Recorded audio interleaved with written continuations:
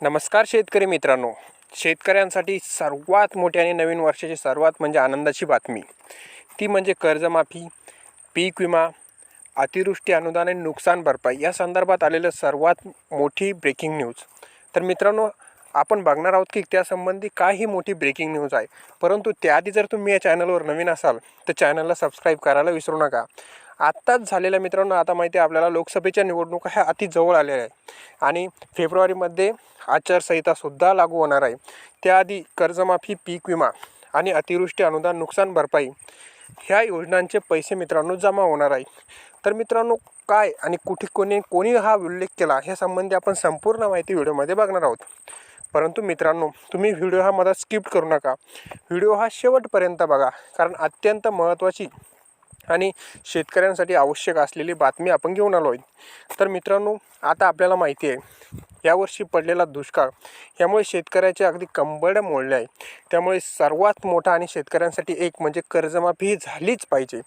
परंतु आपल्याला माहिती आहे आपल्या राज्याचे मुख्यमंत्री यांनी विधानसभेमध्ये अशी घोषणा केली होती की आम्ही कर्जमाफी फक्त 2019मध्ये जे शेतकरी वंचित राहिले होते, म्हणजे ज्यांना सुरुवातीला कर्जमाफी ही मिळाली परंतु त्यातून काही शेतकरी वंचित राहिले होते, त्या शेतकऱ्यांनाच कर्जमाफी देणार आहोत. परंतु सुप्रियाताई सुळे यांनी मीडियाशी बोलताना असे म्हटले की आम्ही जर सत्तेत आलो तर आम्ही सर्वात पहिला कोणता निर्णय घेऊ तो म्हणजे शेतकऱ्यांची सरसकट कर्जमाफी ही आम्ही करणार आहोत. त्याचबरोबर जर आमचं पहिलं प्राधान्य कोणाला राहील तर ते एक आणि एक म्हणजे शेतकऱ्यांचे प्रश्न हे खूप आहेत, परंतु हे सरकार त्या प्रश्नांकडे अत्यंत दुर्लक्ष करत आहे. शेतकरी दररोज आत्महत्या करत आहे. शेतकऱ्यांवर खूप मोठं नुकसान आणि कर्जाचा बोजा दिवसेंदिवस वाढत चालला आहे, परंतु ह्या सरकारला त्याच्याशी काही घेणं नाही.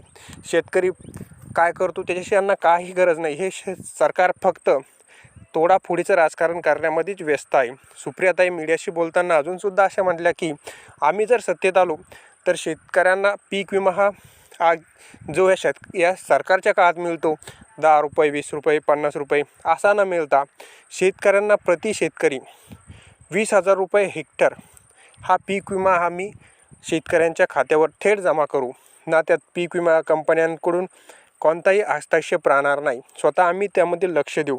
त्याचबरोबर पहिला जर निर्णय राहील तर आमचा तो म्हणजे कर्जमाफी. आणि आता आपण बघतो अतिवृष्टी अनुदान हे अजूनसुद्धा शेतकऱ्यांच्या खात्यावर जमा झालेलं नाही.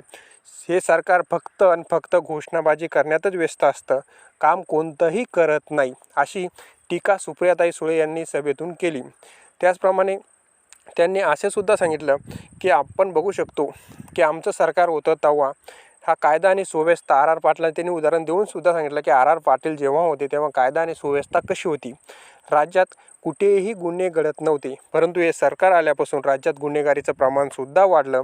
त्याचप्रमाणे शेतीमालाचे तुम्ही भाव बघू शकता, असं सुद्धा ताई म्हणले. खताचे भाव बघा, औषधाचे भाव बघा, हे खूप वाढले आहे, परंतु सरकारचं याच्याकडे थोडंसुद्धा लक्ष नाही. आम्ही सत्तेत आलो तर शेतकऱ्यांच्या शेतीमालाला सुद्धा आम्ही भाव देऊ. कापसाला आता आपण बघतो की काय भाव चालू आहे, 6,000 रुपये भाव चालू आहे. सोयाबीनला भाव बघा, आम्ही जर सत्तेत आलो तर आम्ही कापसाला सुद्धा 10,000 रुपये भाव देऊ. सोयाबीनला सुद्धा आम्ही बऱ्यापैकी भाव देऊ. फक्त आणि फक्त आपल्याला माहिती आहे हे सरकार फक्त राजकारण करत आहे, असे सुद्धा सुप्रियाताई सुळे यांनी मीडियाशी बोलताना म्हटलं. तर मित्रांनो, ह्या सर्व घोषणा सुप्रियाताई सुळे यांनी आज मीडियाशी बोलताना केली. तर मित्रांनो, व्हिडिओ आवडले असल्यास चॅनलला सबस्क्राईब करायला विसरू नका आणि व्हिडिओला एक लाईक नक्की करा. धन्यवाद.